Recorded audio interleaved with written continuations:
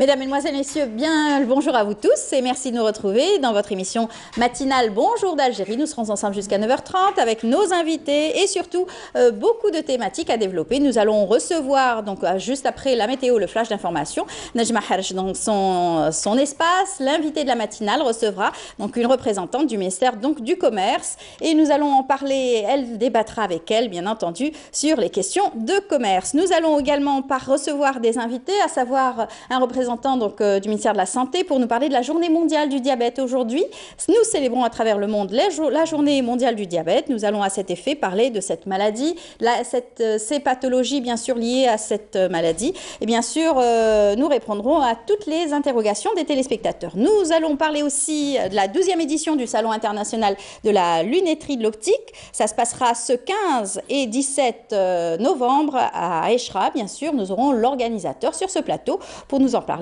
en détail. Le prix national de l'artisanat également est à l'honneur. Ça s'est passé ce lundi. Donc, des artisans d'art se sont donc réunis et ont été récompensés à travers leurs différents travaux. Nous aurons le plaisir de recevoir un des lauréats sur notre plateau tout à l'heure. Et on terminera en musique avec un spectacle qui s'annonce. Ça sera à la Maison de la Culture Mouloud Mamri ce week-end. Ça sera samedi 17 novembre. Eh bien, nous aurons le plaisir de recevoir deux artistes, pas des moindres, puisqu'ils représentaient aussi le groupe Tagraoula. Aujourd'hui, ils font cavalier seul et viendront nous parler de leur concert. Voilà, c'est tout le programme qu'on a choisi pour vous ce matin. J'espère que vous allez apprécier. Tout de suite, c'est la météo présentée par Mina Abed. Suivez l'air du temps avec Mobilis. Elle est là, elle est prête à nous donner toutes les nouvelles du ciel. Bonjour Mina. Bonjour. Comment ça va? Ça va. Très bien, on vous écoute. Merci beaucoup mesdames, mesdemoiselles, messieurs. Bonjour et très bon réveil. Et bien aujourd'hui on entre un ciel dégagé, partiellement voilé en cette début de matinée. Sur l'ensemble des régions côtières, on entre un ciel de plus en plus nuageux à partir de l'après-midi. D'abord sur la partie ouest et puis le centre et l'est du pays à partir de la soirée. Sur la partie sud, on entre un temps souvent voilé, parfois nuageux, notamment du côté de Béchar, l'extrême sud, le Hogar et le Tassili. À noter des vents plutôt forts, des vents de nord-est de 20 à 40 km/h sur les côtes de l'ouest. Les températures de cet après-midi, eh bien, on notera sur la moitié nord entre 18 et 23 degrés sur les reliefs intérieurs. On entre à 16 degrés à Al-Bayad Naama, 24 degrés à Tiaret, 21 à Tizi Ouzou, 17 degrés à Sétif, 26 à Hassim Saoud, 27 degrés à Ilizi, Tanalassad Janet et enfin 35 degrés, ce sera la maximale à Borj Bedj Moukhtar et à Ngazam. On passe tout de suite à l'Europe pour aujourd'hui. Eh bien, on entre un ciel plutôt l'Amérique du Nord, pardon. Eh bien, le ciel restera couvert, notamment à New York, Washington. On notera des averses à Mexico, Miami et Vancouver. Un ciel plutôt dégagé à Chicago. Montréal, Dallas ou encore Los Angeles. Côté Mercure, on notera 17 degrés à Mexico, 8 degrés seulement à Dallas, 2 degrés à Chicago, 6 à New York, 7 à Washington, 29 degrés à Miami, 11 degrés à Vancouver et enfin moins 5 degrés. Ce sera la minimale à Montréal. Place tout de suite à l'éphéméride. Et puis pour plus d'informations, le site de Météo Algérie reste à votre entière disposition, les 3 w.meteo.dz. Très bonne matinée et à tout à l'heure midi.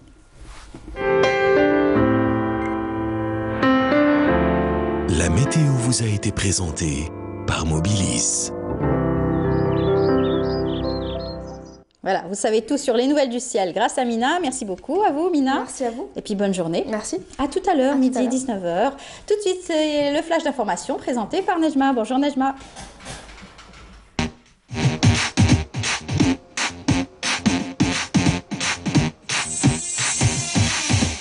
Bonjour Amel, bonjour à tous. Dans l'actualité aujourd'hui, la conférence internationale de Palerme sur la Libye hier, en présence du Premier ministre Ahmed Ouyahia, représentant du président de la République Abdelaziz Bouteflika. Ouyahia, qui a été accompagné du ministre des Affaires étrangères Abdelkader Msahel, a appelé au soutien du plan de paix de l'ONU. Le Premier ministre Ahmed Ouyahia, qui prenait part à cette conférence à Palerme sur la Libye, je rappelle, en tant que représentant du président de la République Abdelaziz Bouteflika, a affirmé que la Libye est aujourd'hui perturbée par beaucoup d'interventions extérieures. L'Algérie qui n'a pas cessé d'apporter sa contribution par 1001 contacts et des rapprochements des uns et des autres. Mais ce n'est pas facile, affirme Ahmed Ouyahia, car la Libye est, comme je disais, perturbée par d'énormes interventions extérieures.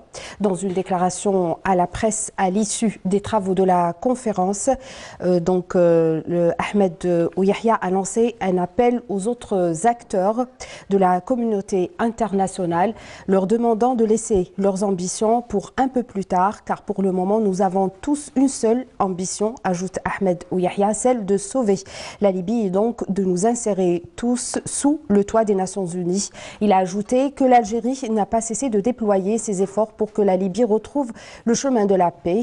Par ailleurs, le Premier ministre a estimé que même si la réconciliation n'est pas encore dans le discours des Libyens, elle constitue une perspective incontournable, rappelant que c'est dans ce cadre qu'il a tenu à leur faire un exposé sur l'expérience algérienne. L'Algérie a pu sortir d'un cauchemar grâce à la volonté politique incarnée par le président de la République Abdelaziz Bouteflika, qui a eu le courage d'amener les Algériens vers le choix de la concorde et la réconciliation, a-t-il expliqué, ajoutant qu'en Libye, il n'y a pas de leadership qui peut le faire et que l'ONU est en train de tendre la main et de tirer les Libyens vers l'avant. Ouyahia n'a pas manqué de rappeler que le cas de l'Algérie est un modèle à travers le monde.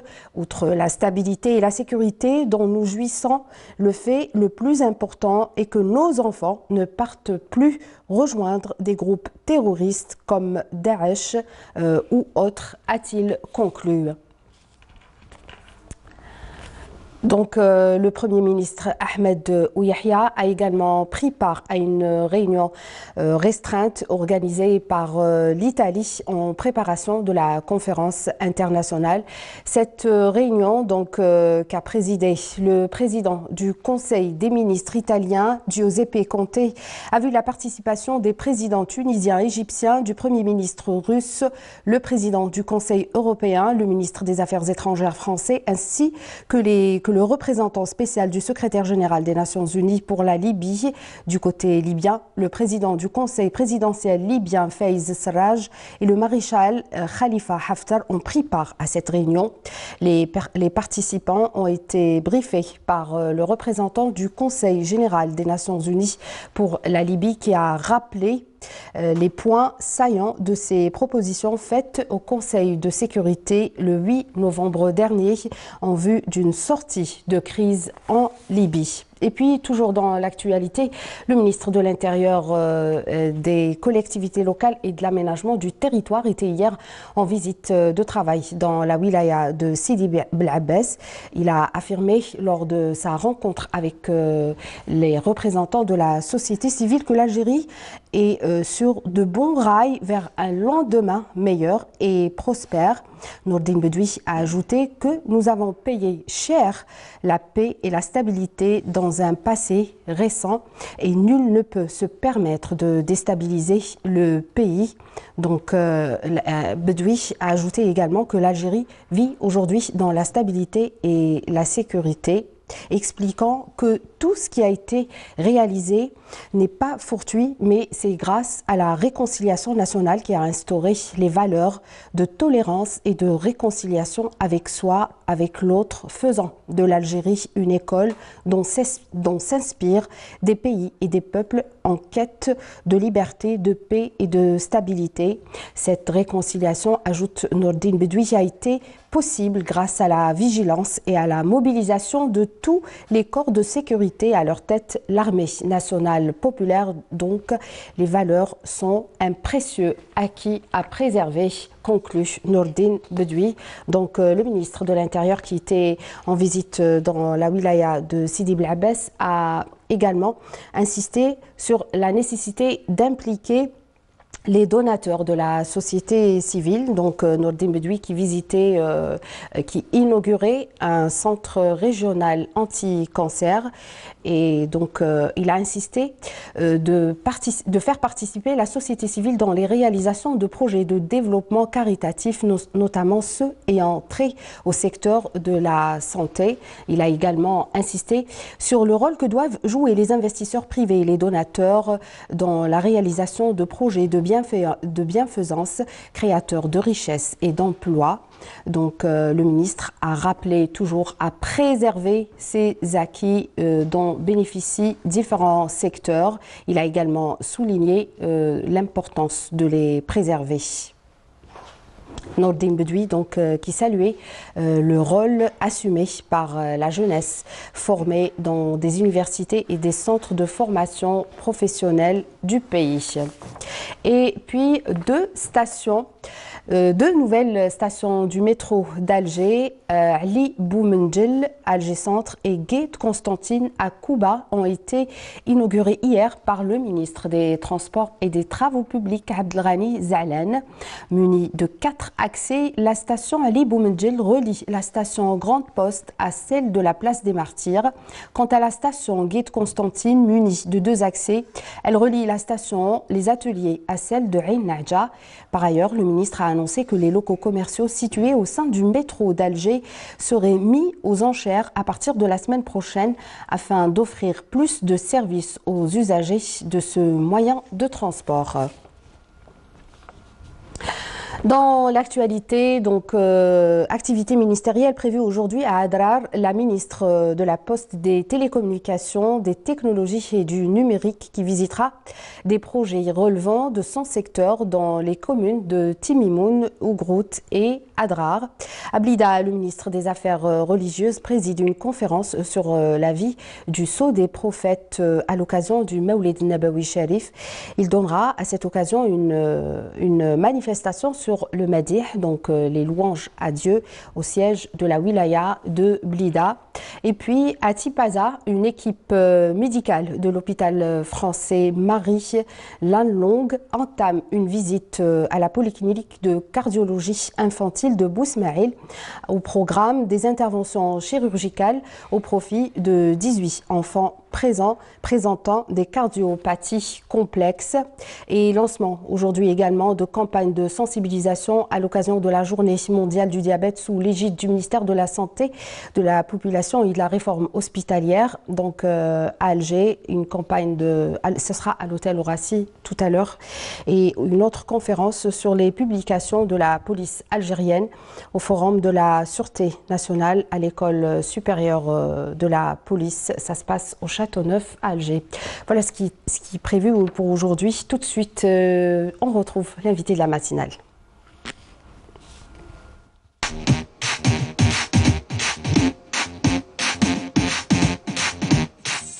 J'ai le plaisir d'accueillir sur ce plateau Madame Wahiba Belloul, directrice générale de la CACI, Chambre algérienne du commerce et d'industrie.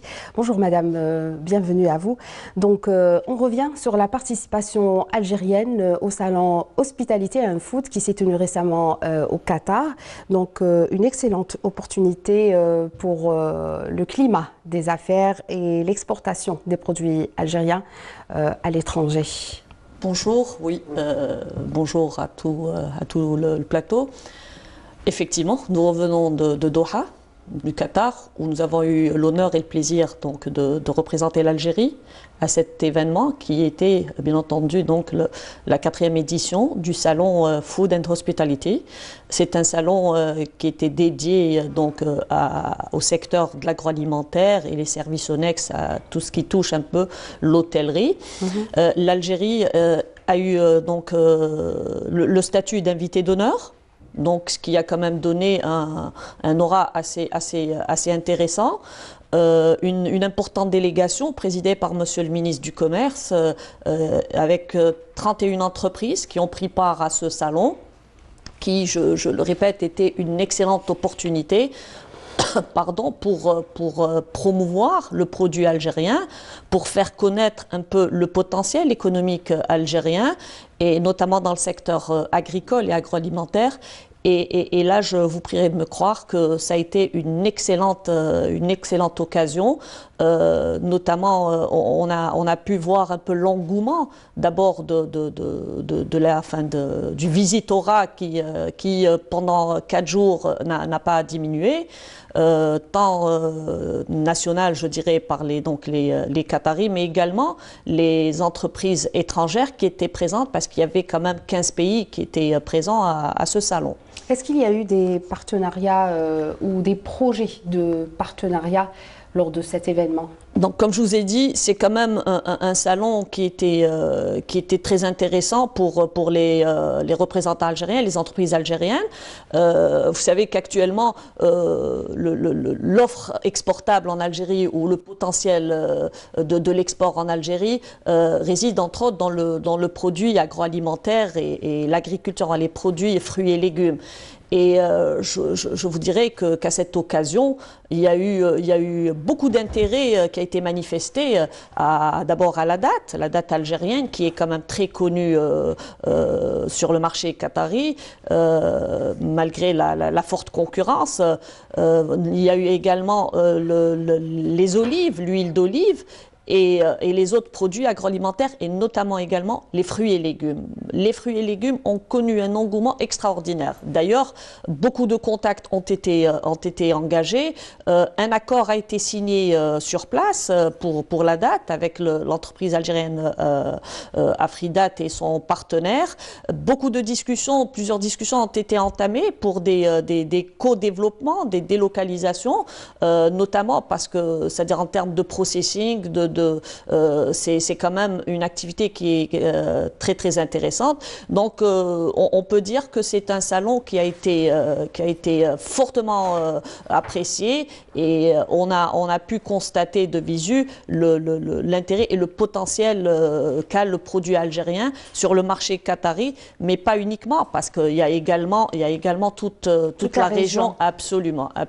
Donc vous savez, les fruits et légumes notamment, donc j'ai parlé de la date, il y a aussi la pomme de terre, il y a les fruits, il y a eu des raisins qui ont été bien sûr exposés, et ils ont eu un engouement et un intérêt inimaginable. C'est-à-dire que pour la simple raison, à la fin du salon, il n'y avait plus rien aux étalages, tant les gens venaient, c'est-à-dire c'est des opérateurs qui venaient, qui dégustaient et qui appréciaient le produit algérien. Bien sûr, mais pourquoi le Qatar maintenant?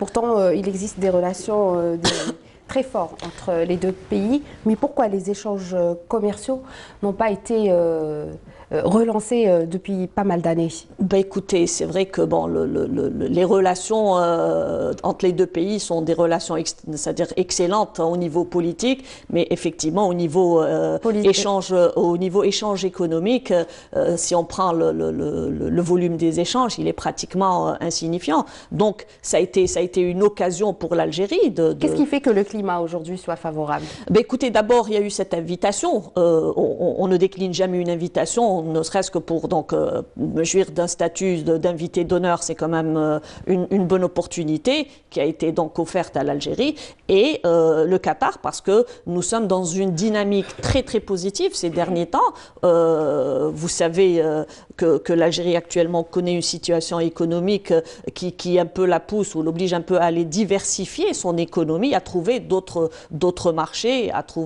et là où il y a une opportunité pour le produit algérien, nous sommes présents. Donc nous avons cette opportunité, cette occasion pour le Qatar, mais donc nous l'avons saisi, comme nous sommes en mesure c'est-à-dire d'aller au-delà pour d'autres destinations où le produit algérien a un potentiel à être exporté.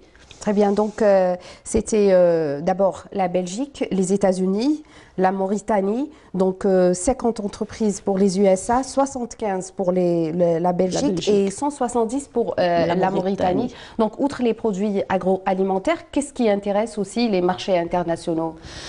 Ben, effectivement. Donc, je vous ai dit tout à l'heure, nous sommes sur une dynamique depuis quelque temps et cette dynamique, elle est très positive, mais il faut également qu'elle soit accompagnée par tous parce que la promotion des exportations aux hydrocarbures n'est pas une simple affaire du ministère du Commerce ou de la Chambre de commerce seulement, mais c'est une affaire qui concerne toutes les parties qui peuvent y contribuer. Nous avons effectivement commencé par Washington en septembre où tout le monde avait dit justement pourquoi les États-Unis. On a eu quand même cette opportunité d'aller exposer. Donc, on a organisé une semaine économique et culturelle à Washington. Et là aussi, nous avons vu qu'il y a eu quand même un engouement et aussi des opportunités intéressantes. Pour preuve, il y a eu quand même la signature de 6 accords sur place pour la représentation des produits. Dans quel secteur d'activité avec les États-Unis? Pratiquement avec les États-Unis, il y a eu bien évidemment le secteur agricole, mais également l'électroménager. Il y a eu un accord qui a été signé entre l'entreprise Iris et son partenaire américain et d'autres entreprises algériennes. Je vous dis, il y a eu au total 6 plus celui d'Iris, donc c'était des résultats immédiats, bon. Absolument, et des négociations sont en cours avec le reste des entreprises. Nous avons tout de suite enclenché avec la Belgique et également là l'Algérie était l'invité d'honneur pour la foire de Gand. Et également, donc on avait changé de cantino et on a vu effectivement que le produit algérien également est très prisé. Il a un fort potentiel à être positionné sur ce marché. Pour le marché donc européen, c'est-à-dire c'est une autre stratégie. Maintenant, on est tout de suite après passé par la Mauritanie. La Mauritanie, c'est autre chose. C'est-à-dire ce qui nous intéresse, enfin on avait parlé un peu de Washington et de la Belgique, nous avons discuté avec les grandes distributions là-bas et qui sont très très intéressés, c'est-à-dire pour placer nos produits sur les étalages du marché. Non, je parle du marché américain et du marché belge. Donc il y a eu beaucoup de contacts. Juste une information, au début du mois de décembre, Inch'Allah, nous attendons des représentants des grandes surfaces américaines, Walmart par exemple, qui sera ici à Alger en décembre pour faire des visites ici et voir directement nos producteurs. Et ça, c'est quand même très, très important. Pareil pour la Belgique, où nous attendons donc des représentants des grandes surfaces qui vont venir pour être en contact direct avec les producteurs, pour voir un peu la capacité de production de nos entreprises. La Mauritanie, effectivement, tout de suite après, nous avons eu la Mauritanie, où il y a eu quand même un engouement inattendu. Moi, je dirais, j'étais présente, quand vous vous déplacez avec 170 entreprises, c'est pas facile. Et l'intérêt qui a été manifesté à l'égard des produits algériens, il était extraordinaire, phénoménal. C'est-à-dire que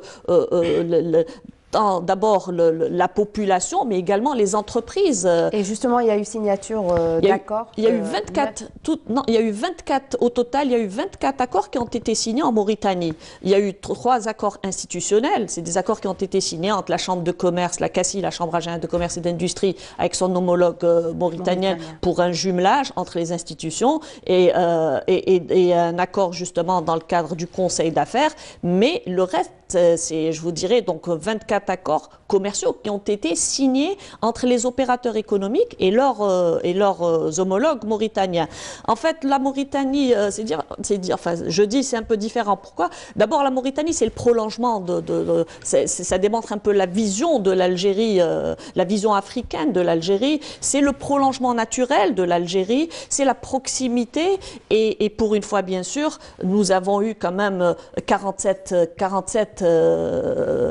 camions qui se sont déplacés. La marchandise qui est partie en Mauritanie a emprunté le passage, c'est-à-dire terrestre. Donc vous voulez dire c'est plus facile de conquérir un marché africain de par sa proximité qu'un marché européen voire américain? Ben écoutez, c'est pas en termes de facilité. Vous savez, quand vous avez cette opportunité, il faut la saisir. Maintenant, effectivement, pour l'Afrique, nous avons cette proximité, nous avons des facteurs qui militent en notre faveur. Vous avez la langue, vous avez la culture, vous avez la proximité, mais également également, l'Algérie est très appréciée en Afrique. Il y a eu quand même, j'allais dire, tout ce qui a été fait pour l'Afrique, tant au niveau politique. Maintenant, nous voulons donner un contenu économique à toute cette relation et j'espère, Inch'Allah, avec toutes les actions qui sont menées, qui sont engagées par le gouvernement algérien, nous y arriverons, Inch'Allah. Bien sûr, tout cela, c'est dans le cadre de la nouvelle stratégie basée sur l'intensification des exportations et la diversification économique.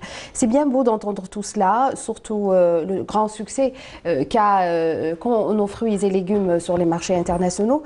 Mais qu'en est-il de la logistique, étant donné que c'est des produits périssables? Vous savez, les délais de transport, parfois, ça reste, un conteneur peut rester des mois et des mois pour arriver à destination. Tout à fait, vous avez raison et je ne suis pas en train de vous dire que nous vivons dans le meilleur du monde, pas du tout. Nous essayons d'enclencher une politique, nous essayons d'enclencher une dynamique. Nous sommes, je dirais même entre guillemets, dans l'obligation d'aller vers cette diversification économique parce que l'Algérie a tant souffert pendant très longtemps comme étant un mono-exportateur de pétrole et dérivés. Donc nous sommes obligés d'aller un peu chercher j'allais dire, de la devise hors hydrocarbures et nous avons cette possibilité pour peu bien entendu que tous les maillons soient synchronisés et travaillent, j'allais dire, dans le même sens et en même temps. Et c'est ce qui me fait dire justement, vous avez parlé du transport et de la logistique. Pour pouvoir exporter effectivement, c'est l'un des maillons les plus importants, c'est le transport.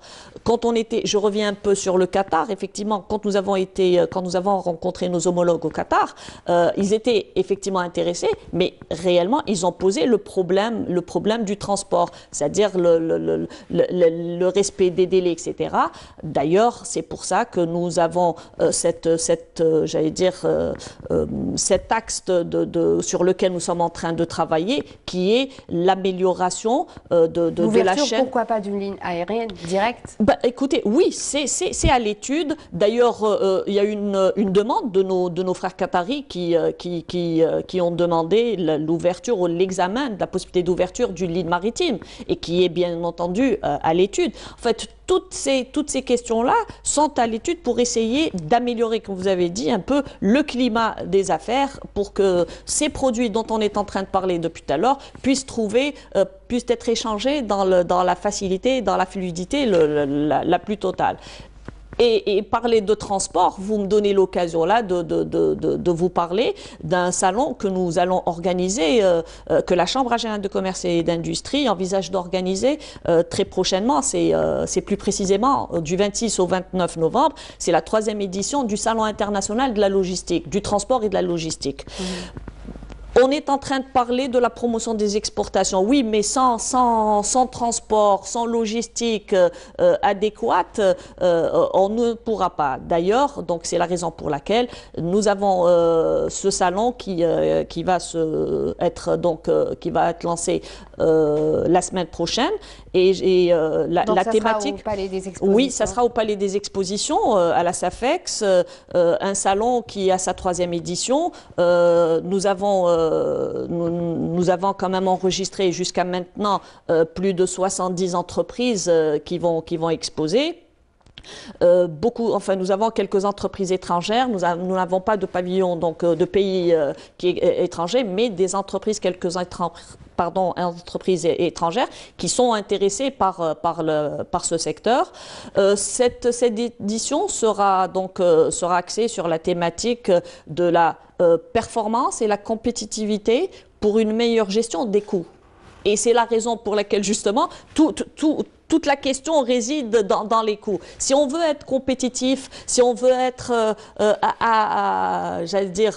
si on veut respecter nos engagements avec nos clients sur les marchés étrangers, que ce soit en Afrique, en Europe ou en Amérique ou dans les pays arabes, il faut d'abord donc respecter ces engagements. Il faut respecter les délais d'acheminement, les conditions d'acheminement. Et donc ce salon vient à point nommé pour d'abord regrouper les opérateurs entre eux pour voir un peu un état des lieux de ce qui s'est fait jusqu'à maintenant et quelles sont les perspectives et sortir avec une feuille de route sur comment encore améliorer c'est-à-dire cette question de la logistique et du transport pour la finalité, bien entendu, qui est la promotion des exportations hors hydrocarbures. Si on veut faire acheminer un produit, on avait parlé justement de la Mauritanie qui est donc le terrestre. Il y a quelque temps, pour aller en Mauritanie, on mettait 30 à 45 jours. Et ça, c'est pas moi qui le dis, j'allais dire, c'est les professionnels du terrain. Aujourd'hui, avec l'expérience que nous avons faite récemment, la marchandise est arrivée en 10 jours. On dit, mais vous savez combien vous gagnez. Donc, ça vous donne de la possibilité, ça donne à vos produits d'être plus compétitifs sur le marché. Déjà, avec tout c'est-à-dire avec les délais qu'on avait, et le produit algérien était compétitif. Je parle pour la Mauritanie. Donc, imaginez, avec un gain de temps, vous allez quand même conquérir un marché. Et pour revenir, ce n'est pas uniquement la Mauritanie qui nous intéresse, parce qu'en fait, la Mauritanie, c'est 4 millions de consommateurs. Mais c'est une ouverture de tout le absolument, marché c'est une ouverture à toute l'Afrique de l'Ouest, c'est-à-dire tout le groupe de la CEDEAO, mais et également, non pas en termes d'exportation seulement, mais également en termes de délocalisation, d'investissement. Nous avons, Monsieur le ministre a parlé de la mise en place très prochaine d'une plateforme logistique, parce que là aussi, c'est très important. Vous n'allez pas... Justement, la plateforme logistique. Oui. Il y a des tarifs disproportionnés à imposer aux navires. Il y a même des conteneurs qui, une fois vidés et qui repartent, sont taxés, surtaxés, et ça impacte directement le prix du produit, le prix final du produit, et qui le rend parfois pas très compétitif sur les marchés. Qu'est-ce que vous en dites? Ben écoutez, c'est vrai, c'est-à-dire que c'est quand même un environnement qui est là, mais... qu'est-ce qui fait que ces tarifs soient aussi élevés? Qu'est-ce qui peut les ramener à la baisse? Pour les ramener à la baisse, il faut que les conteneurs qui viennent en Algérie repartent avec des produits, c'est-à-dire qu'ils ne repartent pas vides. Et actuellement, on est en train, justement, on est sur cette tendance, parce que quand vous avez un conteneur qui vient, donc il est plein, et il repart vite, effectivement, la différence, c'est-à-dire on la ressent on la calcule. Absolument, elle est calculée. Et puis vous avez, on parle même de diktat de certains armateurs.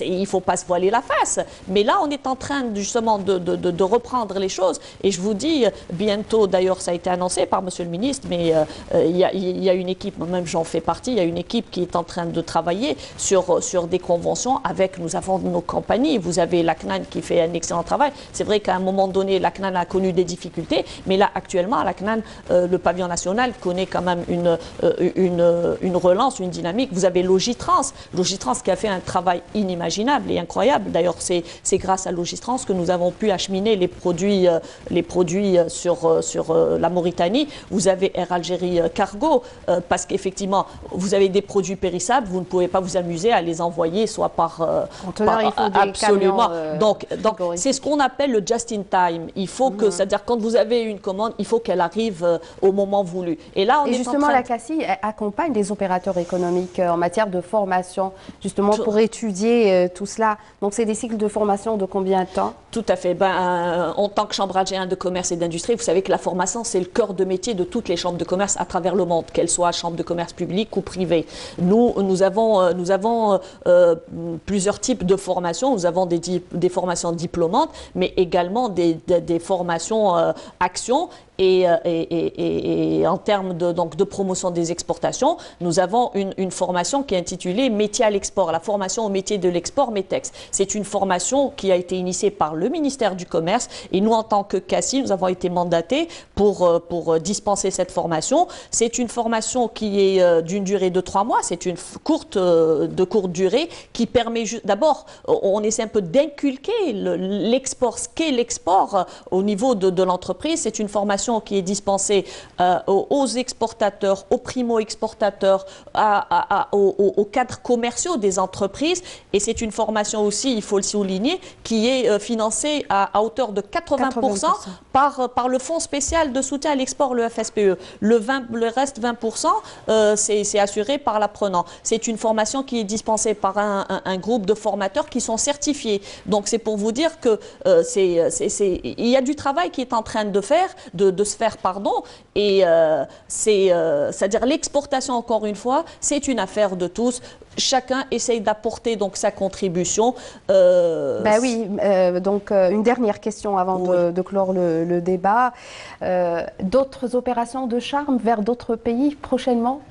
Ce sont des opérations, pas de charme.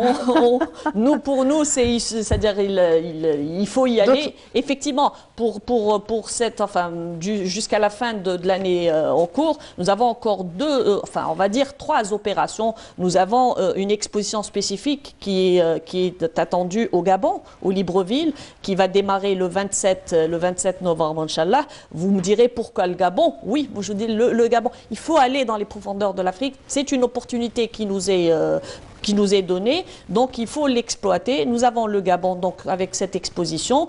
Il y a également la participation à la Foire internationale de Dakar, et là c'est un événement que nos opérateurs connaissent très très bien. Donc il va y avoir un grand nombre d'entreprises algériennes qui seront à Dakar, parce que Dakar aussi c'est l'Afrique de l'Ouest, c'est un marché qui reste très très intéressant pour nos opérateurs, et on finira normalement, Inch'Allah, par l'Égypte, où il va y avoir une exposition de tous les pays, africains dans le cadre de la grande zone africaine de libre-échange, la ZLECA. Je vous dis ça, c'est pour clore un peu l'année 2018. Mais nous avons un programme qui est le programme de participation algérienne aux foires et aux salons à l'étranger. Et la spécificité de cette fois-ci, c'est que ce programme va être un programme sur 2 ans. Avant, on avait un programme, chaque année, on arrêtait un programme sur des destinations. Là, cette fois-ci, ça va se faire sur 2 ans. Pourquoi? Parce que c'est quand même plus intéressant pour l'opérateur et ça va lui donner de la visibilité sur 2 ans pour se positionner sur tel ou tel marché, pour participer à tel ou tel salon. Et c'est très simple, c'est comme ça, si on veut vraiment booster nos exportations, il faut travailler d'arrache-pied. Absolument. Il faut conquérir tous les marchés possibles. Nous arrivons malheureusement à la fin de cet entretien, qui est un débat où il y a beaucoup à dire, mais malheureusement on est limité par le temps. Donc voilà, Amel, je cède tout de suite l'antenne. À demain. Merci beaucoup Najma, merci aussi à votre invité, un débat très intéressant autour du commerce. Eh bien on continue notre émission, nous allons à présent parler santé et juste avant on vous invite à suivre ce reportage signé Sofiane Hamoudi qui nous fait un gros plan sur la maladie du diabète. Avec le diabète, c'est possible, encore faut-il savoir qu'on est atteint. En Algérie, de nombreuses personnes souffrent de cette maladie qui consiste à un trouble d'instrumentalisation des sucres par l'organisme. Cette dame est hospitalisée depuis une semaine due à un malaise survenu lors de son travail. Depuis, cette dame ressent une fatigue générale qui a provoqué son diabète. رحت نخدم نورمال الصباح على 12 حكموني ندير غبنه المينا رحت درت ليكوغرافي قالوا لي عندك اون انفيكسيون ومن بعد منها درت لي زاناليز عطاو لي لي زونتيبيوتيك شربتهم بديت نتقيه لحقت لي زيرجونس من لي زيرجونس عاودوا جابوني هنا من لي زيرجونس داروا لي ريهيدراتاسيون هذه كانت ديمونش اللي جازت بعد لندي عاود جيت هنايا درت الكونترول ديالي كي شافوني اسيدوسيتوزيك دخلوني ديريكت للسيرفيس من تما بريزون شارج فوا وريهيدراتاسيون سيروم سالي مع غلوكوزي مع اسونسيال قولي جوز 3 جور وانا ما ناكل ما كنتش حاسه كامل اون ديري كوما ما نوش ميم با بلاستي. On commence par un schéma de réhydratation plus l'insulinothérapie et la correction des troubles hydroélectrolytiques. Puis rechercher la cause. Là, la cause elle est évidente, c'est l'infection urinaire. Donc on traite l'infection urinaire. Le diabète de type 2 peut avoir une composante héréditaire, mais c'est surtout une maladie de civilisation, liée au surpoids et au manque d'exercice. Cet homme est diabétique depuis 30 ans et souffre d'un pied diabétique. L'excès de sucre de son sang a fini par attaquer les gaines de ses nerfs, dans les bas des jambes, causant une neuropathie. C'est un patient âgé de 50 ans, diabétique, donc il présente un diabète type 1 depuis 32 ans, donc découvert à l'âge de 18 ans. Il est hypertendu également. Elle est là pour prise en charge donc d'une infection au niveau de son pied diabétique. Donc c'est un mal perforant plantaire infecté. Elle est là depuis environ 1 mois. J'ai une neuropathie au niveau des pieds, donc on ne sent rien. Donc la douleur, on ne la sent pas. Généralement, on ne sent pas la douleur. Donc quand il y a quoi que ce soit dans le pied, c'est un peu délicat, on ne peut pas sentir. Donc c'est après que ça s'infecte ou après qu'on ait un accident qu'on voit que le pied il est vraiment infecté. Ça fait combien de jours que votre pied est infecté comme ça? Ben, je suis entré à l'hôpital, ça fait 5 semaines. Mais sinon, la prise en charge, Vous n'avez jamais eu ça? C'est la première fois que vous avez? C'est la première fois, depuis 32 ans. Aujourd'hui, plus de 3 millions de personnes ignorent totalement qu'elles sont diabétiques. Elles courent un risque élevé et de complications. La solution est de contrôler sa glycémie et surveiller les risques associés au surpoids, à la sédentarité, au cholestérol, au tabagisme ainsi qu'à l'hypertension. Diagnostiquer dès que possible la maladie est le meilleur moyen d'avoir le bon traitement. En tout cas, la bonne prise en charge de la maladie, eh bien, nous allons en parler en long, en large, en espérant bien sûr qu'on épuise le temps avec notre invité, Monsieur Samir Awish. Bonjour. Bonjour. Bienvenue parmi nous. Merci. Vous êtes donc chef d'unité d'hospitalisation du service diabétologie CHU Mustapha Pacha. Vous êtes avec nous pour nous parler de cette journée, surtout. Cette journée, on s'arrête sur cette maladie, la journée mondiale célébrée partout dans le monde. Et depuis 91, c'est cela, ou plus même? Elle existe? Oui, ça existe depuis longtemps, effectivement. Voilà, c'est l'occasion de faire un point sur la maladie, de l'avancée bien sûr du traitement et surtout travailler cas par cas. Parce que cette maladie vraiment évolue d'un patient à un autre. Ben justement, quand on parle du diabète, maintenant c'est considéré comme une épidémie mondiale. Si on voit un petit peu les chiffres, bon, on vous dit à peu près, donc on est plus de 400 millions de diabétiques dans le monde. Ça, c'est les chiffres de 2017. Oui.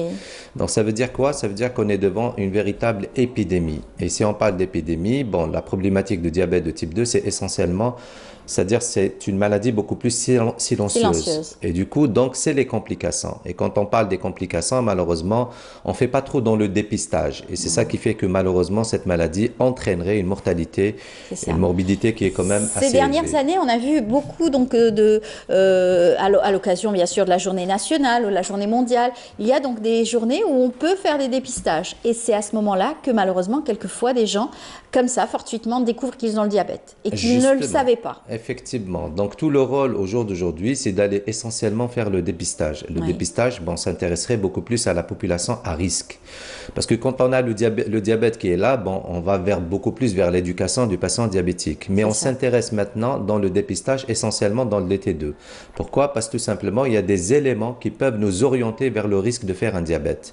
Par exemple, si vous prenez un sujet obèse, si vous prenez beaucoup plus un sujet qui a une hérédité diabétique, c'est-à-dire donc dans la famille, si on prend les hypertendus, les dyslipidémiques, les malades qui ont des problèmes d'hypertriglycéridémie, ou bien la femme qui a déjà fait un diabète gestationnel, ou bien qui est obèse, ou bien qui dépasse 35 ans. Donc ce sont habituellement des femmes, c'est-à-dire donc des sujets beaucoup plus qui ont un risque de faire un diabète. C'est ça. Le plus en fait dangereux en fait et plus délicat, ce sont les enfants. Oui, ça c'est un autre type, parce que là, bon, on est beaucoup plus dans le diabète de type 2, donc là, il faut savoir qu'il y a deux types essentiellement de diabète. Diabète de type 2 qui est 90% des cas, et le DT1, c'est 10%. Alors, si on prend maintenant le diabète de type 1, c'est effectivement chez les sujets jeunes. Donc, ça veut dire habituellement avant 25 ans, c'est là on voit beaucoup plus cette tranche d'âge qui est intéressée par le diabète de type 1. Et ça, c'est délicat, parce que l'enfant doit apprendre à comprendre sa maladie, doit vivre avec, et doit bien sûr aussi subir les restrictions.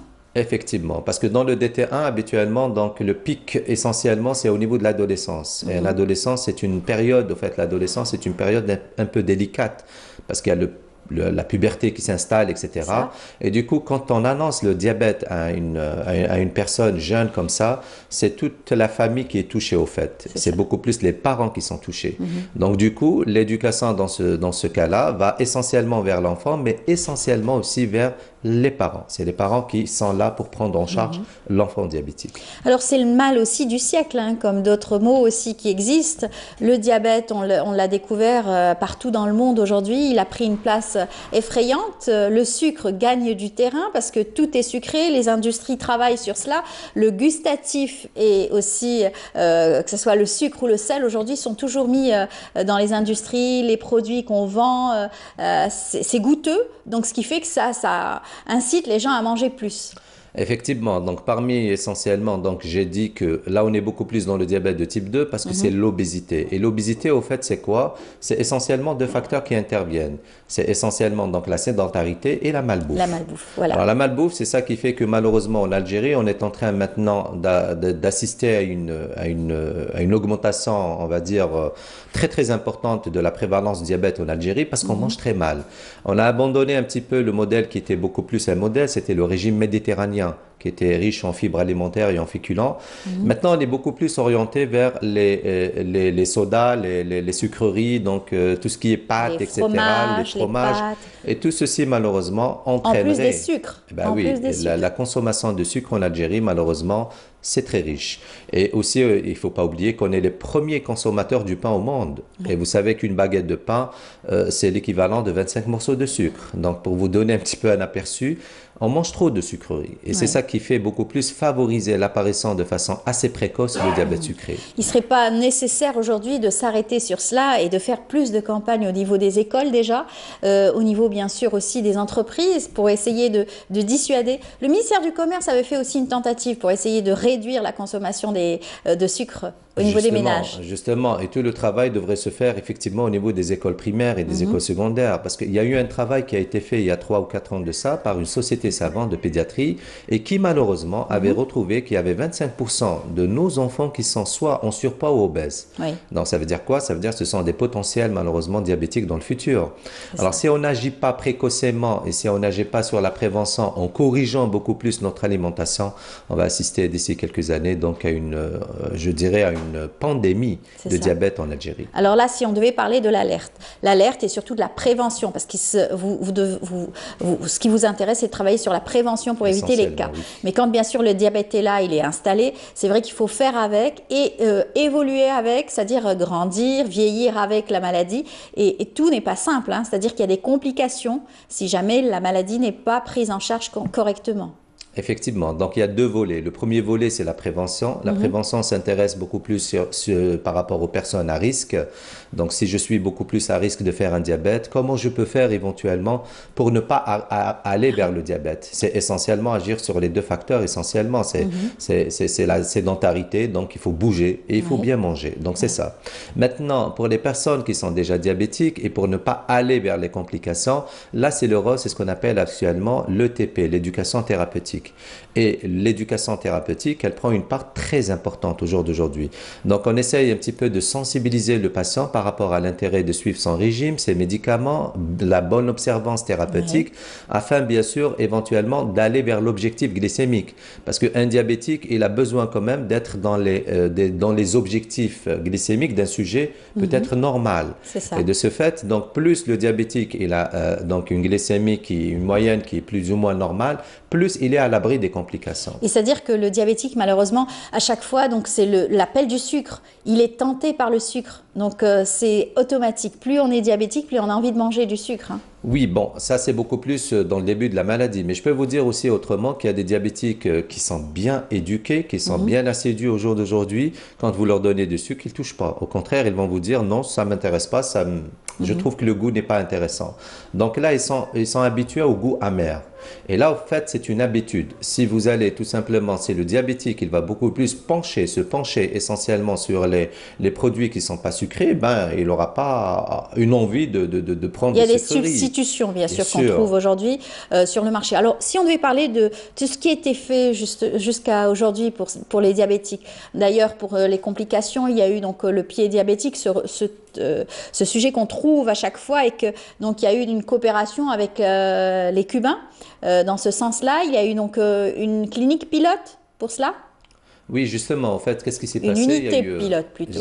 justement, il y a quelques années de ça, 3 ou 4 ans de ça, donc il y avait la coopération algéro-cubaine, et le but c'était tout simplement d'aller dans de la création des unités pilotes et de la prise en charge du pied diabétique. Parce qu'il faut dire la vérité qu'en Algérie, malheureusement, il n'y a pas, on n'a pas ces unités qui prennent en charge ces pieds. Ça veut dire donc ce sont beaucoup plus des services d'hospitalisation qui prennent en charge. Alors que l'unité, c'est quoi une unité pilote? C'est celle qui essentiellement, donc on a un chirurgien, on a donc un diabétologue, un interniste, Oui, un infirmier qualifié, donc c'est une multidisciplinarité. Et c'est ça au fait l'intérêt d'une unité pilote, on travaille tous ensemble. Malheureusement, c'est un projet qui a vu le jour, mais bon, c'était une expérience qui a duré peut-être une année ou une année et demie. Après, au jour d'aujourd'hui, malheureusement, ces unités ont complètement disparu. Alors on aimerait bien Dommage. que Oui. ça Ça peut-être, reprenne. bien sûr, ça reprenne parce que ça rend service pour les patients diabétiques. Voilà, parce qu'il Et faut là, on joue expliquer, sur le la diabétique. prévention Oui. et on joue en même temps parce qu'il y a de la prévention. On va déjà par rapport aux soins de pédicurie parce qu'il y avait aussi une podologue qui était inclue dans le projet pilote. Et en fait, elle faisait du bon travail dans le sens où on allait dans la prévention avant même l'apparition de la lésion du pied. Et à partir de là, une fois que la plaie elle est là, donc il y a toute une équipe qui est spécialisée pour prendre en charge la plaie initialement pour ne pas arriver au stade Parce que d'amputation. toute la problématique réside dans cela. C'est-à-dire que les diabétiques ont cette difficulté à cicatriser. Donc il faut vraiment prendre en charge rapidement la plaie. Justement. Et ça, on lance un appel aussi aux patients diabétiques. Si vous avez donc une lésion, même si elle est minime, il faut consulter le plus rapidement. Voilà, Là, sinon il ne faut ça pas gangrène. minimiser les plaies. Il ne faut Voilà. pas se dire non, non, c'est une petite plaie, donc je peux traîner comme ça. Mais non, d'où l'intérêt de l'éducation. C'est pour ça qu'on essaye un petit peu de donner les 12 commandements, ce qu'on appelle essentiellement les 12 conseils par rapport à la prise en charge du pied. Et on essaye de faire comprendre aux patients l'utilité d'aller consulter en urgence quand il y a une plaie, même si C'est ça. elle est minime. Et les complications du diabète sont assez nombreuses quand même. Il y a aussi les reins qui sont aussi attaqués à la longue, bien sûr, quand le régime n'est pas strict, il n'est pas pris en charge. Il y a aussi les yeux aussi qui sont aussi Effectivement. quelquefois... Donc, si on va un petit peu de parler des lésions. complications, les complications, c'est essentiellement, il y a deux types, soit qui touchent les petits vaisseaux, soit les gros vaisseaux. Alors, si on est dans les petits vaisseaux, donc on a 3 organes cibles. C'est essentiellement le rein, les yeux et on a le nerf. Donc, la neuropathie diabétique, la rétinopathie, qui est responsable malheureusement de la première cause de cécité, et on a la néphropathie. C'est le rein qui est atteint, qui est responsable de la première cause de dialyse chez le patient diabétique. Alors, si on parle des complications micro-angiopathiques, elles sont spécifiques du patient diabétique. Très bien. En tout cas, merci pour toutes ces informations. La ligne à conduire, bien sûr, c'est l'hygiène alimentaire, bien entendu, avant tout, et le régime. Voilà. Effectivement. Merci beaucoup, Merci Monsieur Samir Awish. Je rappelle que vous êtes chef d'unité d'hospitalisation du service diabétologie CHU Mustapha.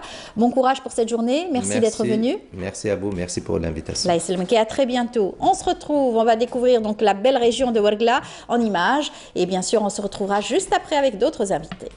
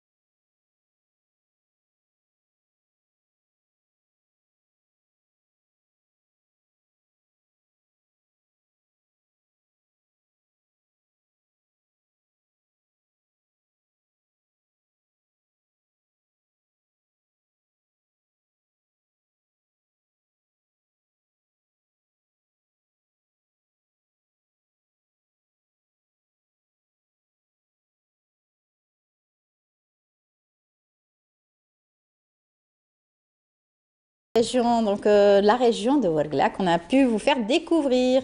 Et bien tout de suite nous allons parler lunetterie avec notre invité, Monsieur Rachid Hassas qui est là. Bonjour Monsieur Rachid Hassas, comment ça va? Ça va. Très bien, bienvenue parmi nous. On voit mieux maintenant.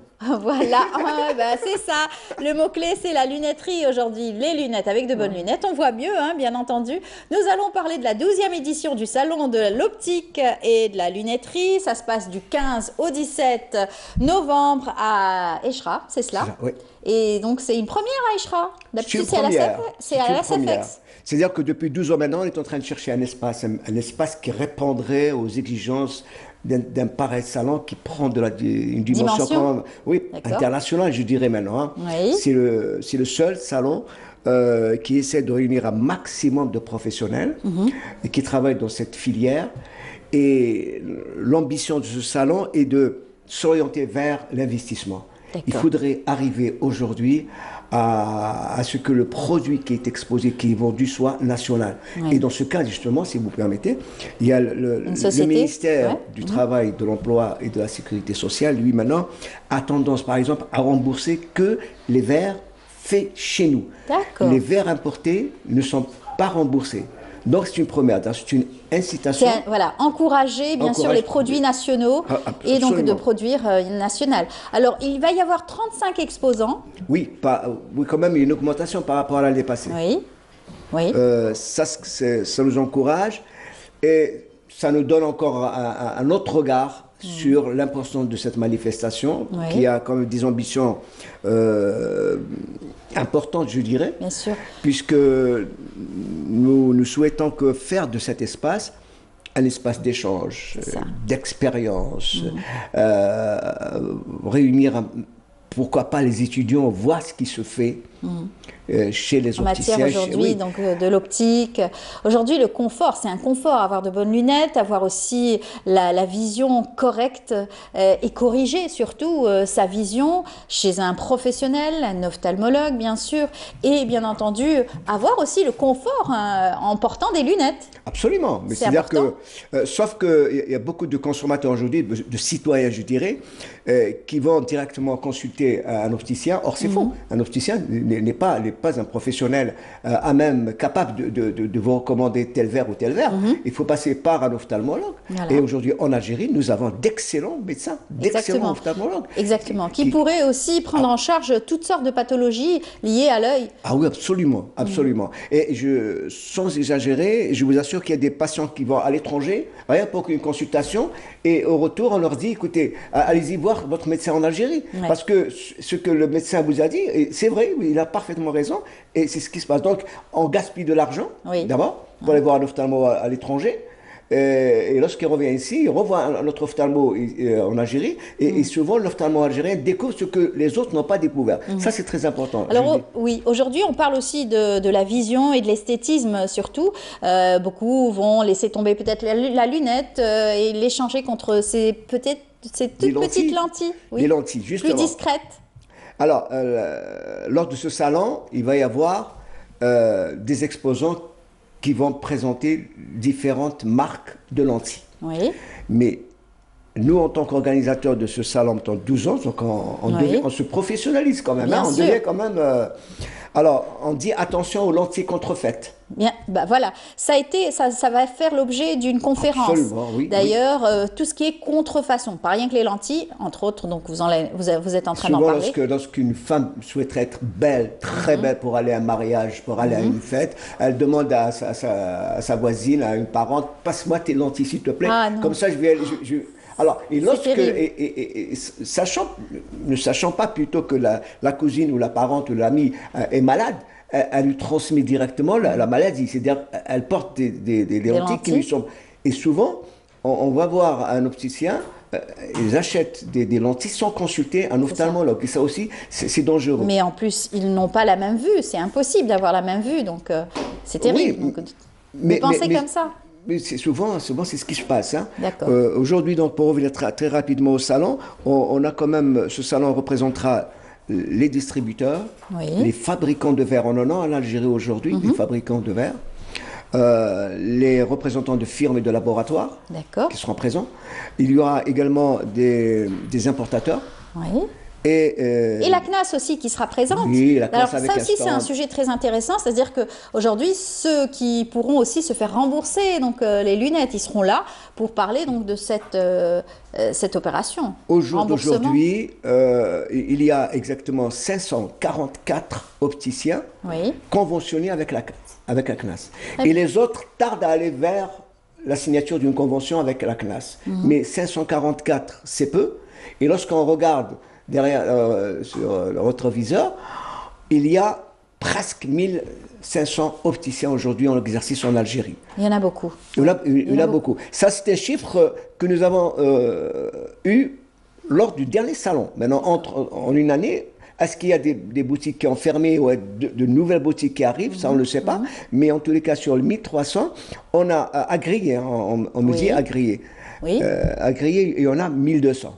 Alors, est-ce qu'au niveau du ministère du Commerce, puisqu'on a parlé tout à l'heure de contrefaçon, il y a donc beaucoup d'enquêtes et surtout de restrictions envers ces personnes et... Je dis... Parce qu'on voit de plus en plus, pas rien que les magasins, hein, dehors, on voit des personnes qui vendent des lunettes par terre. Et les gens achètent ces genres de lunettes sans consulter, sans rien du tout. Oui, c'est vrai. Dans tous les marchés, vous trouvez surtout le solaire. Le marché parallèle. Oui. Surtout, alors là, n'en parlons pas du solaire. Là, on parle des lunettes de vue. Les gens aussi risquent... Lunettes de vue, je ne sais pas s'il... non, mais plutôt beaucoup plus le solaire. Oui, le solaire, c'est très dangereux. Dans tous les marchés, on prend n'importe quelle paire de lunettes, on l'essaye, ça va, nous va très bien. Allez. Alors, c'est des verres qui ne sont pas protégés. Oui. Vous vérifiez les UV, c'est-à-dire que les rayons... C'est très dangereux, parce que c'est irréversible. Parce que, vous savez, les UV, c'est comme si vous prenez par exemple une feuille de papier et vous l'exposez au soleil. Et ça brûle, n'est-ce pas? Bien sûr, ça brûle. C'est la même chose. Vous avez le verre, vous portez le verre, et lorsque vous êtes dans la rue, à la plage ou autre, et ça brûle. C'est-à-dire que... la pipi, moi je ne suis pas professeur, je suis médecin, mais... ça brûle. Et là, il va y avoir des conséquences très graves. C'est très sensible, très fragile. Il suffit d'un rien, d'ailleurs. Il faut faire très attention. Et même pour ceux qui portent des lunettes, ceux qui portent des lentilles, il faut toujours hydrater l'œil. Il faut toujours faire très attention. C'est vraiment, c'est très délicat, l'œil. Vous savez, une paire de lunettes qui coûte... je dirais 15 000 dinars, 13 000 dinars, et on s'oriente vers une paire de lunettes qui coûte 500 dinars. Ouais. Alors je m'en fous, je paye 500 dinars, je ne paye pas. Alors que l'œil... Il faut le protéger, il faut bien sûr en prendre soin. Il faut le protéger. Donc lors de ces 3 jours, il y aura des conférences, vous avez le programme. Oui, oui. Donc on aura le groupe Sinal qui va parler un peu, parce que le groupe Sinal quand même est très important, et il est en train de se développer et prendre une dimension très importante, et c'est un réel plaisir en Algérie.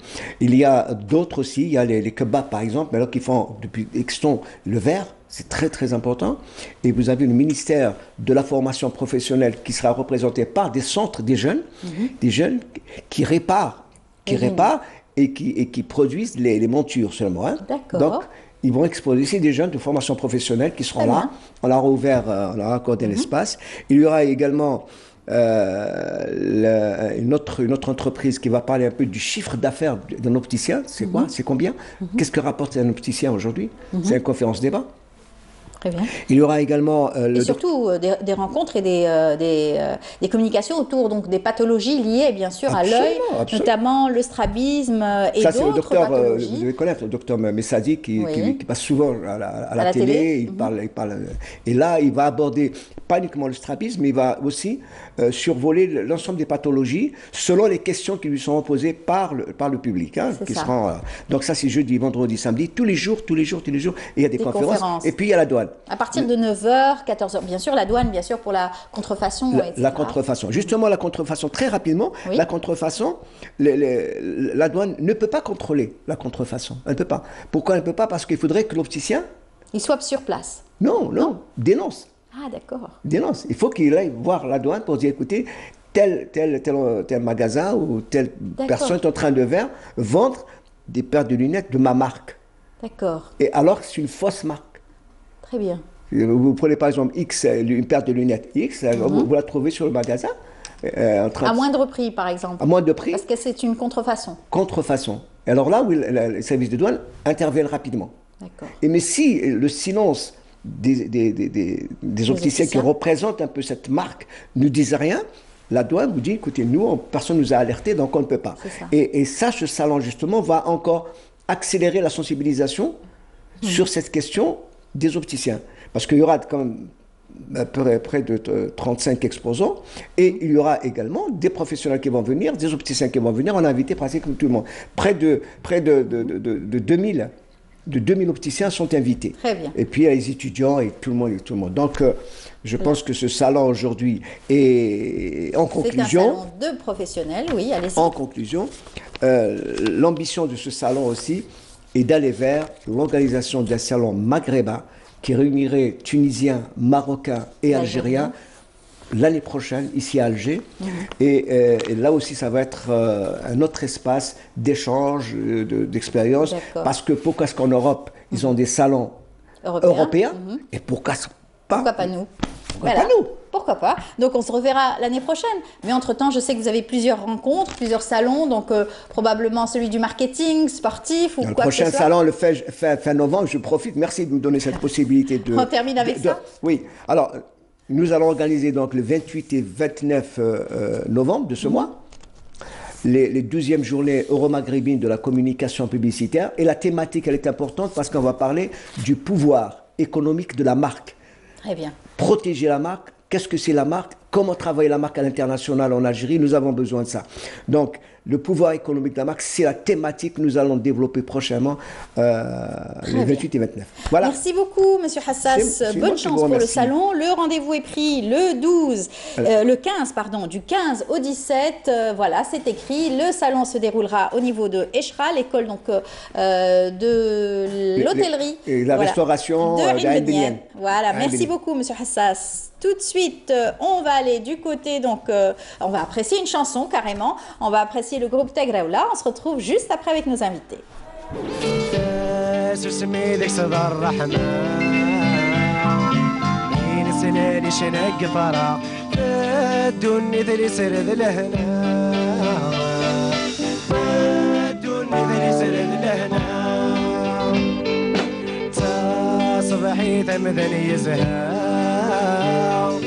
سوجتي قدث للقاع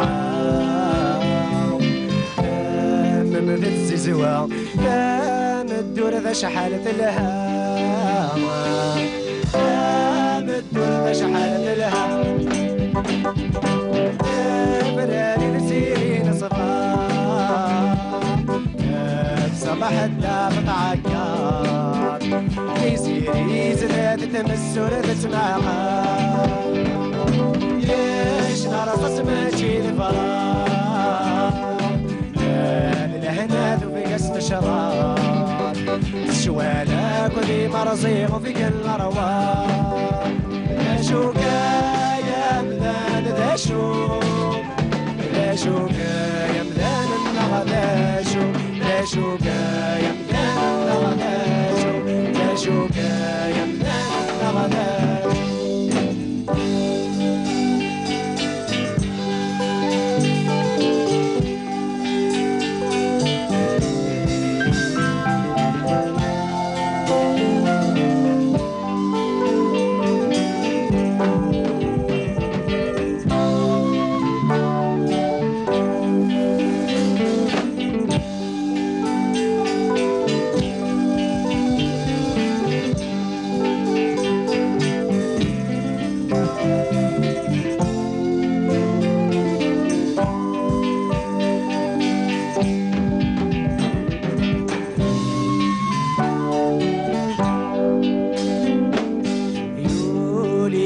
مقري طيش دوني ذبها تتفتيش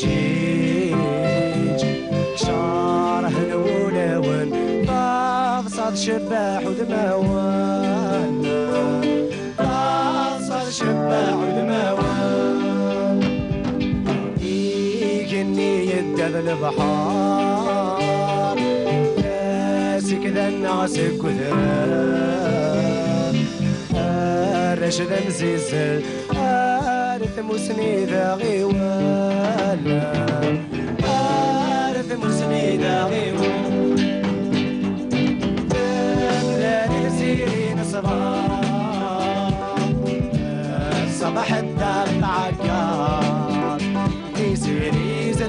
تمسورة تسمعها ياش نرصص ما تجيني فراغ هذا الهنات وفي استشارات شوالك ودي مرصيغ وفي الأرواح يا شوكا يا مدان ذا شوك يا شوكا يا مدان يا شوكا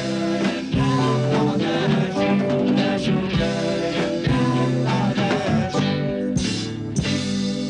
Voilà, c'était donc le groupe Tagraoula il y a quelques années. Ça nous rappelle des souvenirs et ça rappelle aussi à notre invité des souvenirs.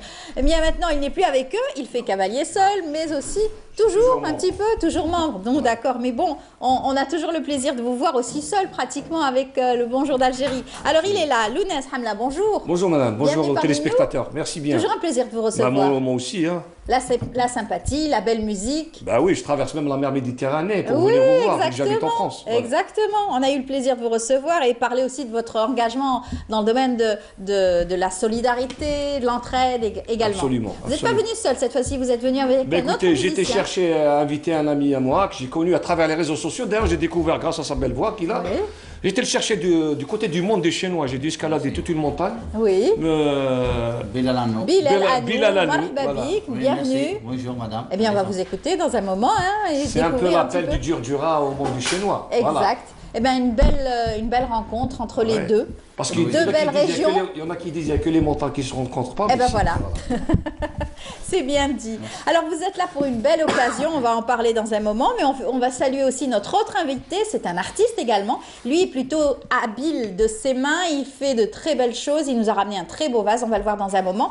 Il s'agit donc de Mahmoud Chihoub. Chihoub. Bonjour. Bonjour. Bienvenue parmi nous. Merci. Et puis félicitations, vous avez eu le premier prix. C'est cela, des artisans. Premier prix, il y a eu une cérémonie ce lundi, le prix de l'artisan, le prix national de l'artisanat. Oui. Et vous avez pris ce prix catégorie céramique. Oui, c'est cela. premier prix. Mabrouk alik. Et bien, merci. Félicitations. En tout cas, ça reflète en tout cas le travail et surtout la persévérance que vous avez dans votre métier. Ok, pour ce prix-là, c'est pour moi et pour la céramique en général algérienne. Voilà, la céramique algérienne. Voilà. Et ça salue aussi le travail de tous les artisans. Avec oui. bien sûr la NART, la Chambre nationale de l'artisanat. Il y a eu donc cette belle cérémonie pour en tout cas rendre hommage à tout le savoir-faire algérien typique oui. dans le domaine donc, de la céramique, du cuir. Vous me disiez d'ailleurs, il y a eu 6 prix. Oui. Donc, moi, spécialiste de domaine céramique, j'ai eu ce prix-là. J'étais honoré l'année passée, le 12 novembre. Pour ce style-là, c'est la même collection que la pièce que j'ai eu le prix de cette occasion. J'ai ramené avec moi une pièce, comme vous voyez, qui représente côté historique et patrimoine algérien. Et côté technique, surtout, c'est pour réussir ce genre de dessin gravure rupestre de Tassili, il faut faire une recherche côté technique et historique. Parce que ce style-là se trouve au sud d'Algérie. Les gravures et les dessins rupestres donc, du Tassili Nadjer. Oui, ça fait 10 000 ans. Donc, c'est une ancienne gravure. Donc, en même temps, j'ai fait une grande recherche dans le sud, dans le patrimoine algérien pour faire ce genre de travail et cette finition, même côté technique. J'ai fait une petite recherche. Ah oui, la couleur du fond surtout. Oui, le fond. Vous avez d'abord travaillé le fond, j'imagine. Bien sûr, le fond, c'est pour imitation de la pierre. Parce que ces gravures sont gravies sur des pierres. Donc, il faut faire une imitation pour faire sortir ce temps de la pierre. Il faut mélanger des matériaux. Parce que je n'achète pas la matière et je pratique sur la céramique comme elle. Donc, je fais un mélange pour faire sortir ce style-là. Pour faire ces couleurs, et c'est des couleurs vives. Arriver aussi à trouver le pigment aussi recherché qu'on retrouve carrément sur... Surtout la recherche dans le côté technique chimique, côté le mélange et l'expérience surtout. Parce que j'ai pratiqué ce métier depuis 30 ans, donc il y a un bagage quand même. Qui a été votre maître? De toute façon, en général, moi, je suis né dans... Ma mère, elle fait la poterie. Et je suis dessinateur avant, et après, comme j'ai grandi, je me trouvais la céramique. J'ai avancé bien, j'ai fait des études personnelles, j'ai travaillé dur pour avoir le métier, et j'ai fait des recherches pour arriver à ce résultat. Voilà, c'est très beau en tout cas, bravo à vous. Et puis vous représentez cet engagement envers le savoir-faire algérien. Donc, justement, vous formez vous aussi justement, de toute façon, c'est le premier groupe que j'ai formé en 1990, le premier groupe. Et après des années, j'ai formé beaucoup de jeunes qui sont déjà, ils ont des ateliers, ils travaillent, pratiquent le métier et tout. Ouais. Même maintenant, je suis, mon espoir depuis des années pour faire une école pour transmettre le savoir que je fais et que je sais pour d'autres jeunes, la nouvelle génération. Et en même temps, je suis en train de créer une école, une grande école pour former des jeunes, des gens en général, on ne dit pas que les jeunes, pour conserver notre patrimoine et notre technique. Ce que j'ai eu à travers de cette année, de ces années, de cette expérience, exact, pour transmettre le métier à d'autres personnes pour la continuité. Donc, nous manque, nous sommes, la volonté, on a la volonté, on cherche l'État nous aide pour le financement. Notre problème, c'est on veut un financement sans intérêt. C'est ça notre obstacle. D'accord. On cherche... voilà, vous avez lancé votre appel. Oui. Peut-être que vous serez écouté grâce à ce prix aujourd'hui. Ça sera aussi l'occasion de donner à d'autres jeunes, de former encore une fois des jeunes dans ce métier-là qui seront le reflet de notre société aussi à travers leur savoir-faire. Eh bien, restez avec nous. On va parler musique à présent. On vous salue en tout cas à travers ce prix. Bravo à tous les artisans qui ont pu avoir aussi des prix tout comme vous. Et on va les avoir probablement sur notre plateau pour encore une fois. Ils sont pas tous d'Alger, hein, donc c'est pour ça qu'on n'a pas eu tous le plaisir de les recevoir tous sur notre plateau. Inch'Allah, on aura l'occasion de les avoir. Eh bien, on va parler musique et surtout de cet bel événement, surtout Mouloud approche à grands pas, ce sera donc la semaine prochaine. Absolument. Et vous, à cette occasion, vous allez faire donc Bilal et moi, Bilal et moi, on va participer à justement un baptême pour les enfants, circoncision comme on dit chez nous, Rtana. Ça sera au Palais des Nonces à Tizi Ouzou. Il y aura 20 enfants qui vont justement être circoncis, voilà. On prête main forte avec notre musique. Bilal qui se rejoint. Bilal et moi, on sera là-bas justement. Voilà. Et alors, mais sinon, vous êtes un peu partout. Vous revenez de plus en plus en Algérie, donnez des concerts, retrouvez votre public qui est content de vous revoir, que ce soit avec les Tegraoula ou bien seul, en solo, c'est cela? Oui, oui. Et vous êtes toujours ouvert à d'autres rencontres? Oui. En fait, je me suis beaucoup consacré à une aventure en solo, une aventure musicale. Et ça me permet de voler un peu de mes propres ailes. Vous voyez, être autonome, plus libre. Électron libre. Il n'y a pas plus beau que la liberté, bien sûr. C'est vrai, vous l'avez chanté d'ailleurs la dernière fois. Absolument, absolument.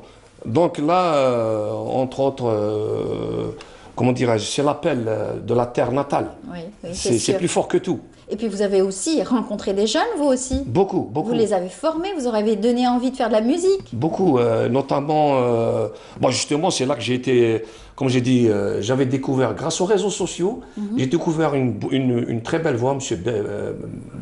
Bilal Anou. Oui. J'étais le chercher dans le monde du chinois. Et lui aussi est un virtuose de la guitare, tout comme vous? Oui. Allez, on va vous écouter tout de suite. On va sans plus tarder écouter.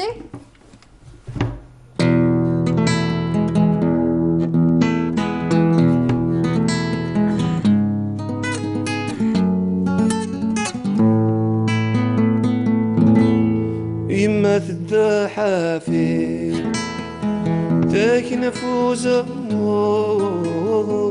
عاثق زمث صغير ويغلي سوى مزور تلويثو تثوفي ايدي طوت شرشور اثر فراس ضمزير عاد السلامه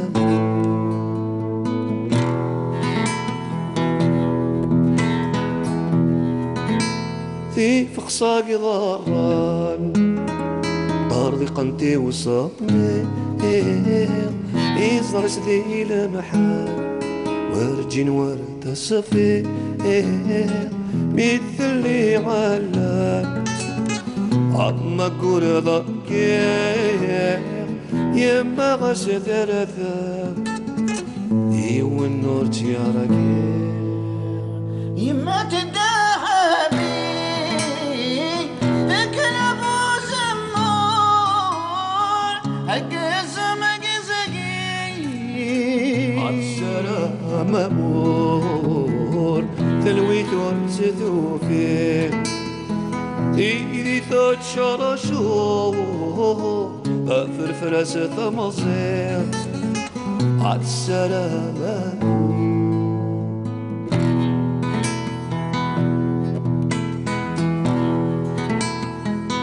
يما مات في غار يدرين وروز يسطعني ثزمان أسعى القنا لحلوز أدفضي ثبتان ورد سكان ثلوز يما مثزرزان لم اسمي تدروز يما تدهبي تكلب وزمور هقزم قزقي عالسلام أمور تلويث وانسثو فيه ثيني ثوت شرشو فرفرس ثمصير عالسلامة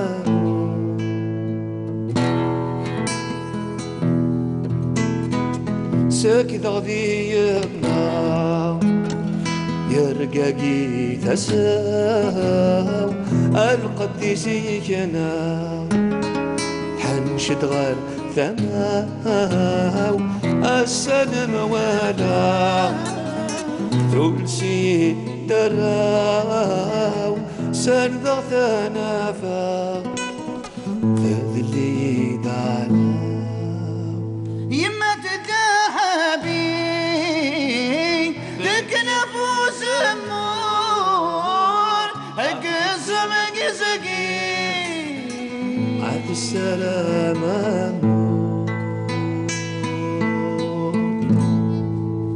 Bravo, C'est une merci. chanson que je dédie à toutes les femmes du monde Oh, c'est beau ça. et à tous les hommes du monde qui respectent Tous les les femmes. hommes du monde, d'accord, qui respectent les femmes, d'accord. Et ça parle de Un de la hommage, femme, un hommage toujours. aux mamans qui se sont sacrifiées pour leurs enfants. Très bien, c'est très Et beau. surtout, c'était par rapport à une conjoncture, La guerre. la guerre, les difficultés de la La vie, vie, et les soucis quotidiens, enfin, je veux dire, la dureté de la vie, Voilà, et au tout ce qui est autour. Voilà, très très belle voix et surtout une belle découverte avec Bilal. Merci, Il y a merci. a une voix très forte aussi, puissante. En fait, Bilal et moi, moi, je ne sais pas chanter comme il chante. Oui. Lui non plus, il ne sait pas comment je chante. Ouais. La Impossible. différence. Ouais. C'est-à-dire, oui. Voilà. Et bien sûr, Bilal, vous étiez dans la musique, vous chantiez tout seul dès le conservatoire ou... Oui, bien sûr. Oui. Bon, le chanteur Idir Babainova, le festival national du Bgaït, Tizi Ouzou, D'accord. 2015. Très bien. Même les télévisions. Oui. La chaîne 2, le premier voix de la chaîne 2 Très bien. 2010. Chez nous, pas encore, c'est la première fois. بون انسان Avec- يسعى الروح نسمع سيتادير يضاف راي سي كونت لا ميوزيك بدا خدمه كاع لي فيستيفال كاع لي سواري ايور دي تيجي وزو دي بجايده سيتادير قصر لا كولتور نتمازيغ.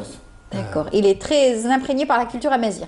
Oui. C'est cela Oui, Donc, oui. bravo, une belle découverte ce matin. Et puis vous allez chanter C'est un peu ensemble pour... l'appel des montagnes, comme je vous ai dit tout Oui, à l'heure. oui, bien sûr. On dit que les montagnes ne se rencontrent jamais. C'est Eh pas ben, vrai. voilà. Parce que grâce à l'art, à la culture. Grâce aux hommes aussi, Et aux vous femmes, avez hein. fait cette rencontre possible, vous avez rendu cette rencontre possible Absolument. grâce aussi aux réseaux sociaux, Absolument. vous l'avez bien dit. Bah, quand Donc, c'est vous utilisé serez- à bon escient, les Bien réseaux sûr, sociaux, c'est formidable. Bien sûr, vous l'avez dit, donc vous serez le 17 novembre à la Maison de la Culture Mouloud Mamri, c'est Oui, cela effectivement, c'est en fait À partir de...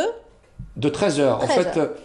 les bénéfices iront à l'achat des tablettes en braille pour les non et malvoyants. Extraordinaire. Oui. Toujours là quand il faut, vous êtes présent quand il s'agit donc de bénévolat, d'engagement. Absolument. C'est une façon à un artiste de donner un sens à sa vie. Tout à fait. D'ailleurs même votre engagement dans la musique, ça a toujours été cela. Les paroles qui étaient donc des chansons, ça parlait toujours d'engagement. Un engagement. Un engagement pour la paix, défendre contre les injustices sociales. Voilà, contre les injustices sociales. Aller au-devant aller au-devant des choses afin que les autres aussi nous suivent. Oui. On sert un peu... en même temps, on est un phare et en même temps, on est des guides. Et vous êtes toujours à chercher donc, cette jeunesse, essayer de les orienter, aussi, essayer de les guider aussi. Mais vous avez fait une belle opération avec une association. Oui, les guider, oui, mais avant ça, il y a toujours la recherche en soi, se rechercher. Oui. Je suis qu'un être humain, vu du ciel, qu'est-ce que je vaux par rapport à toute cette humanité qui m'entoure? Est-ce que je peux être utile pour tout ce monde qui m'entoure? Oui, parce que eux, c'est moi, et moi, c'est eux. Voilà. Et donc, une belle philosophie autour pour pouvoir, en tout cas, donner sens à cette vie et surtout faire ce qu'on a envie de faire tout en étant libre. Vous le disiez d'ailleurs, c'est avant tout la liberté. Absolument. Pour pouvoir aussi être créatif dans la vie, pour pouvoir aussi montrer le plus beau de soi. Absolument. Et le plus beau... de Bilal. C'est la chanson qui va suivre. Ouais, on va l'écouter dans un moment. On revient à notre artisan aussi, Mahmoud Chioub, qui aussi, vous l'avez suivi, a eu un prix. Donc il a eu un prix et qui va refléter aussi le savoir-faire de tous nos artisans algériens. Alors, vous disiez, votre envie, c'est de créer une école, Inch'Allah. Pourquoi pas? Oui, justement, en train d'étudier le projet. Ce sera pour créer plus d'emplois, de transfert de savoir. Ça vous a fait quoi d'obtenir un prix? C'est pas la première fois, vous avez exposé plusieurs fois, vous avez votre savoir-faire qui est connu sur la scène, la place d'Alger. De toute façon, dans le domaine de la céramique, je maîtrise beaucoup de styles. Parce que tous les styles qu'on a et la spécificité de la céramique algérienne, c'est inspiré de notre patrimoine algérien et musulman. C'est ça. Donc, on a les motifs arabo-mauresques, on a les motifs berbères, on a les lettres de Tufinag, on a les gravures de Pès de Tassili, on a le design moderne, on a la miniature, comme vous savez, on a plus des gravures, des anciennes gravures sur l'histoire algérienne. On a beaucoup de choses, c'est-à-dire on peut juste ces choses. C'est ce patrimoine sur la céramique pour transmettre notre message même au monde. Mais c'est pas mal de fois que j'ai exporté notre produit à l'étranger. J'ai honoré moi et les autres céramistes, c'est pas que moi. Donc j'ai honoré l'Algérie à l'étranger. On a fait des expositions, on a beaucoup de commandes, on a fait un succès. Et le fait d'avoir encore eu ce prix pour cette année, ça vous a fait quoi? Bien sûr, ça fait un grand plaisir. C'est un honneur pour moi. C'est une que je suis encouragé après 30 ans de travail.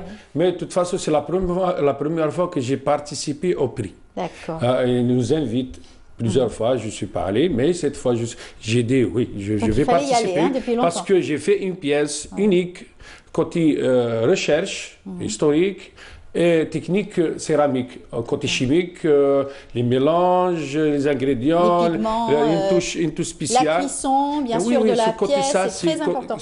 Voilà, on va se quitter, malheureusement c'est déjà la fin. Merci beaucoup, en tout cas bravo encore une fois et puis bonne chance pour la suite. Vous serez appelés à encore une fois exposer dans d'autres occasions. On va donner la suite à nos artistes et on va se quitter avec eux. Allez-y, tfadlou. Merci d'être venus à vous tous. Et puis, on rendez-vous est pris le 17 à la Maison de la Culture à partir de 14h. N'oubliez pas de Tizi Ouzou. Voilà, 13h, Tizi Ouzou. Quant à moi, je vous dis merci de nous avoir suivis. Excellente journée à vous tous. On se quitte en musique avec, bien entendu, nos deux artistes, Bilal Hanou et Lounès Hamla. Et puis, merci. Lounès Tagraoula. Tagraoula, d'accord, ok. Et puis, à très bientôt. Au revoir, à demain.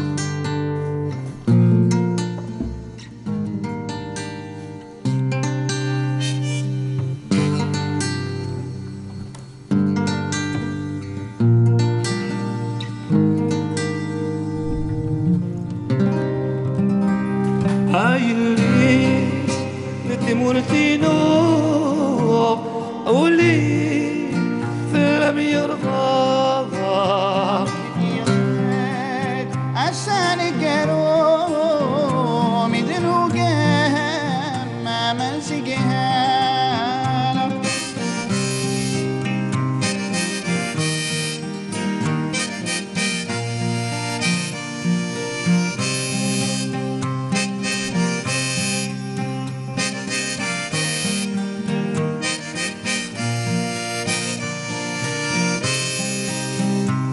شد فراغ شمداني كروه أبو خاشو بالسجمان يما مهرجع شمد قساروه هو اللي داخ مدينة أمان هاي الليس نتمرتينو أوليم في اللم يرضى